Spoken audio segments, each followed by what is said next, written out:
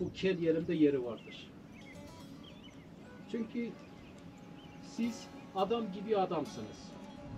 Hatırlıyor musun? İlk buluşmamızda çeşmenin başında bana ayran ikram etti. He benim... Ben o ayranı hiç unutur muyum?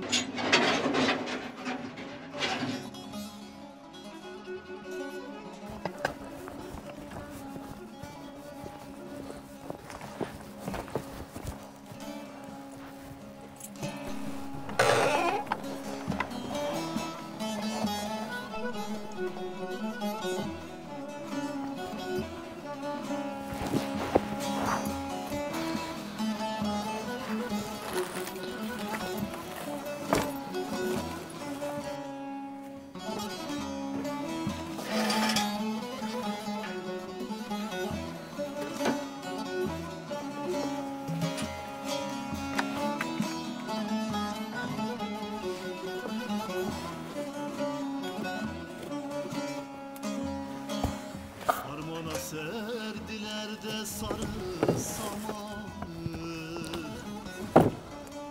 harmana serdiler de sarı samanı. Hiç bitmiyor emirde dağ,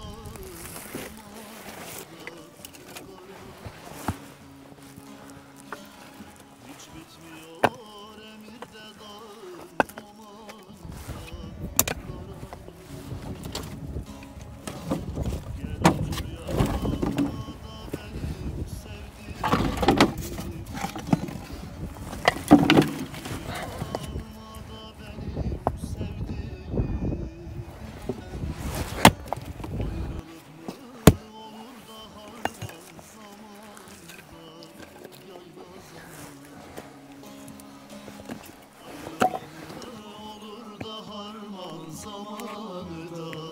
Yayla zamanı.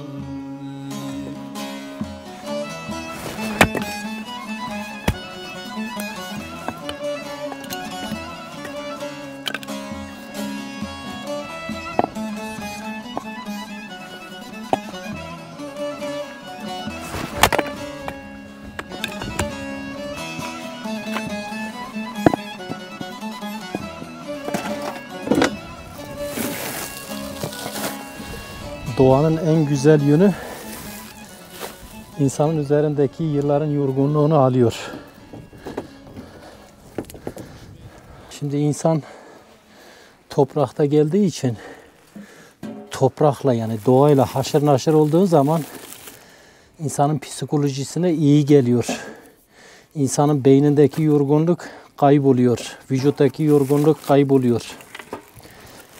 O yüzden doğa İnsanlık için çok önemlidir.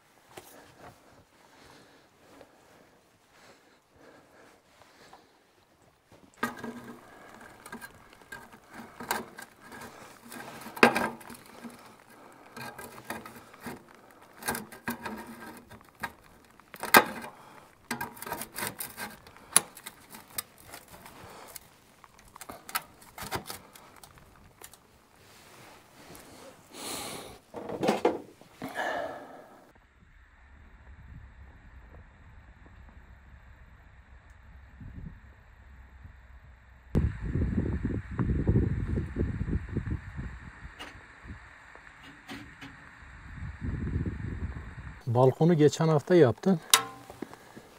O yüzden boruları takmadım. Çünkü elimde o anda hazır yoktu. Bunları da yeni getirdim. İşinizi yaparken sağlam yapacaksınız. Bu ince halattır.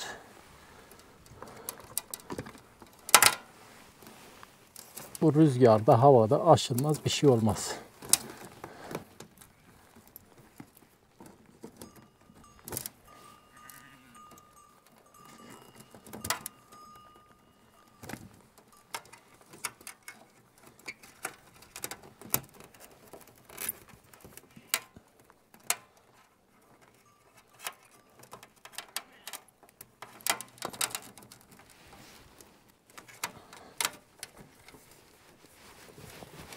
Hiçbir şey olmaz.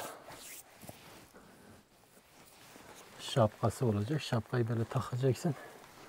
Bu böyle çeker. Zaten genellikle aşırı rüzgar hep bu taraftan geliyor.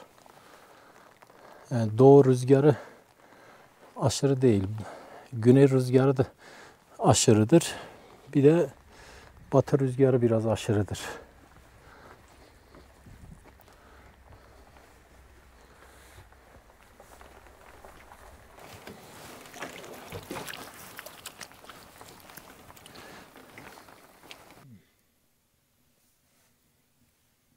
Projektörü yakayım mı? Abi şu her akşam 3 saat bir hafta gidiyor.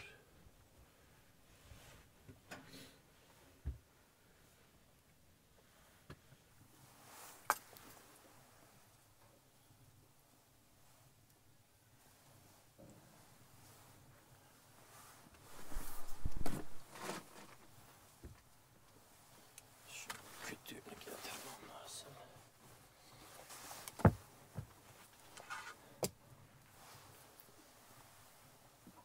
Uzun kalacağım için önce şunu dedim tüketeyim. Güç Bankası'na şimdi dokunmayayım dedim ama bu da kısa geldi.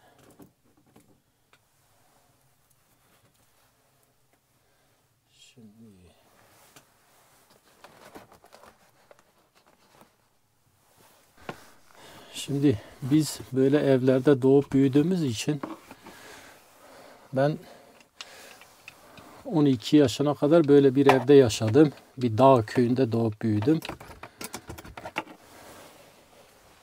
Buralar bizi çocukluğumuza götürüyor. Burada asla yani benim jenerasyonumdaki insanlar asla sıkılmazlar. Çünkü doğada hani böyle bir insanların diline son zamanlarda sakız olmuş. İşte doğada yaşam, doğaya dönüş, doğada huzur. Gerçekten doğada huzur var. Çünkü doğada moralini bozacak bir şey yok. Her şey organik, her şey doğal. Bir de topraktan gelmişsin. Topraktan geldiğin için toprakla haşır naşır olduğun zaman sıkılmıyorsun. Ama bugün şehrin kesvetli hayatında insanlar niye bakıyor? Çünkü orada yani o ortamda doğup büyümemişler. Hani derler ya bülbülü altın kafese koymuşlar vatanım vatanım demiş. Götürüyorlar işte onu memleketine götürüyorlar. Koru bir dalda ötmeye başlıyor. Ya diyor hani diyor vatanım vatanım diyordun olsun diyor benim koru dalım diyor. Gurbet hayatından daha lezzetlidir diyor. O yüzden hafta sonları geliyorum ben buraya. Hem doğadaki ağaçların bakımını yapıyorum. Hem burada çocukluk özlemimi gideriyorum. Doğayla baş başa kalıyorum. Sadece yazın cırcır sesi, kışında sobanın sesi ve doğanın kendi doğal sesi. Başka seni rahatsız edecek hiçbir şey yok. Her şey mükemmel, her şey doğal. Yediğin içten sana zarar vermiyor.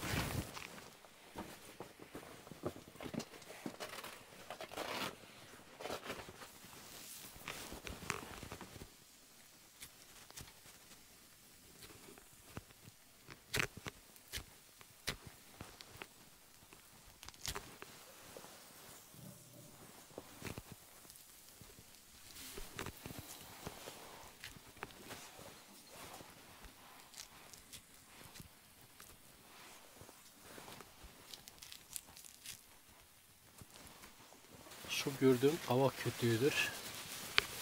Bak bu da ünlü istiridye mantarıdır. İşte meşhur istiridye mantarı budur. Halk arasında kavak mantarı, istiridye mantarı.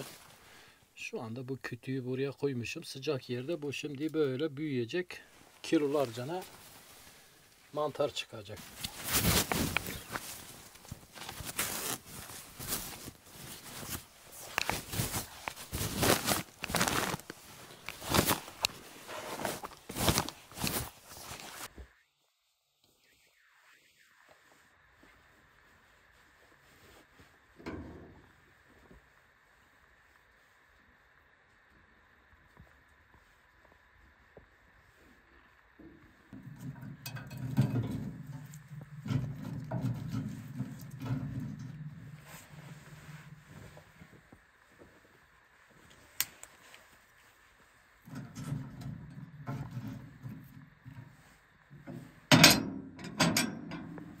Adım Kazım. Halk arasında ormancı baba olarak tanınırım. 3 yıldır Konya'nın dağlarında ağaç bakımı yapıyorum. Aslen Adıyamanlıyım. 35 yıl İstanbul'da ikamet ettikten sonra oğlumun memuriyeti söz konusu olunca Konya'da memur oldu. Biz de onun peşinde buraya geldik. Burada bir sitede bahçıvanlık yapıyorum. Mesleğim peyzaj mimarıyım ben. Daha doğrusu peyzaj teknikeriyim. İstanbul'da çeşitli belediyelerin taşeron firmalarında teknik ekipteydim. İşte ağaç budamadır, çiçek bakımlarıdır. Pratikte ve teorikte ziraatçıyım. İşte ağaçların budaması, hastalıklı ağaçların tedavisi, doğadaki çalılardan ağaç çıkarmak. Bu dağlar benim laboratuvarım gibidir. 3 yıldır bu dağlardayım. Bu dağ evi çoban evidir. 30 yıl öncesine kadar, yani Selçuklu'dan 30 yıl öncesine kadar ağır olarak kullanılmış. Buranın son müdavimi vefat edince buraya orman çalışması yapılmış. Orman çalışması yapılınca burası istimlak edilmiş. Yani hazineye devredilmiş. Ve 800 yıllık bir geçmişi var bu ağılın. Buranın ben restorasyonunu yaptım. Harabeydi. Oturulur hale getirdim. Aslına sadık kalınarak hiçbir yerini değişiklik yapmadan olduğu gibi restore ettim. Çünkü buranın ilk halini görenler daha hayatta oldukları için gittim onlarla görüştüm. İşte onların anlatımlarına göre aslına sadık kalarak bu evi onardım. Şu bölge şuraya kadar taştır, kayadır yani. Oradan yukarısı duvardır. Tavana yaptığım kartonlar selafonlu kartondur. Onu ters taktım. Bak görüyorsunuz, bellidir. İzolasyonunu yaptı işte. O soğuğu kesti. İhtiyaç yoktu ama toz dökülmesin, evin içerisi kirlenmesin diye kartonla kapattım. Onu ileride kontrplakla kapatacağım. Hafta sonları bu ev olmadan pazar günlerim vardı. Pazar günleri dağa çıkıyordum.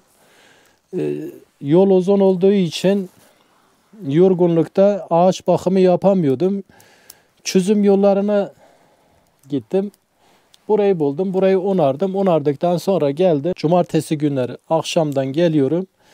Burada yatıyorum. Pazar günleri akşama kadar kaç tane ağacın bakımını yapabilirsem, bugüne kadar 2000'in üzerinde ağaç bakımı yaptım. Bunların ekseriyeti alıç ağacıdır, dikenli ağaçlardır. Bu sene benim vesilemle tonlarca alıç meyvesi çıktı. Gel oğlum.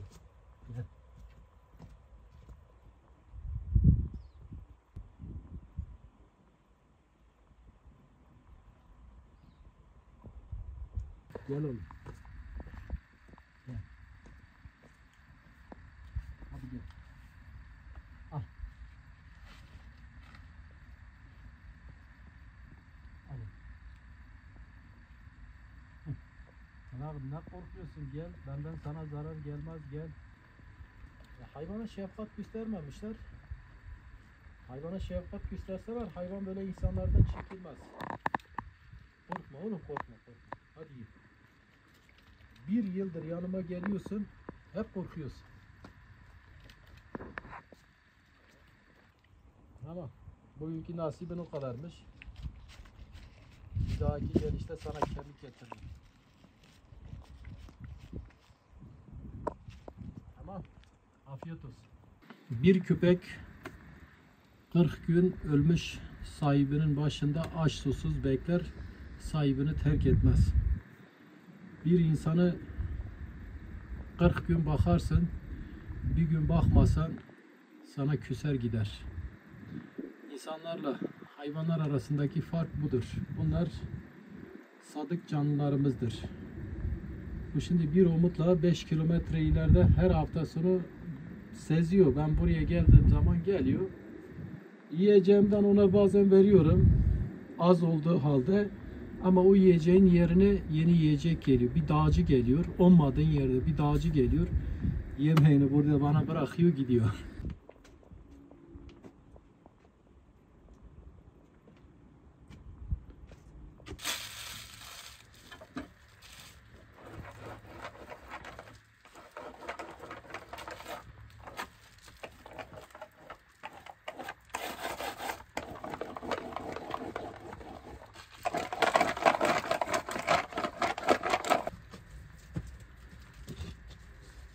Burası benim mutfağımdır.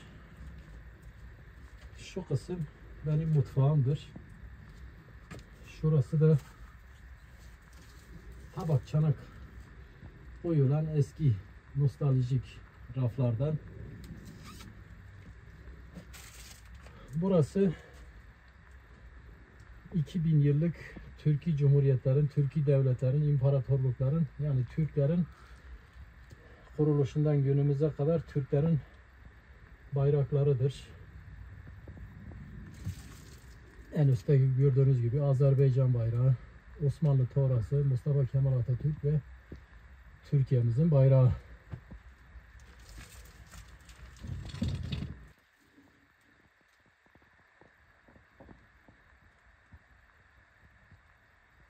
İşte patates, hiçbir şeyi açıkta bırakmıyorum. Her ne kadar fare olmasa da varmış gibi hareket ediyorum.